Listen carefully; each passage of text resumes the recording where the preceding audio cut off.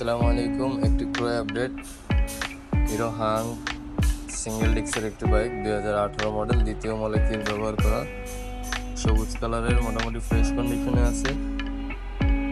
25,000 kilometre চলছে। গাড়িটির দাম চাওয়া হচ্ছে 98,000 টাকা।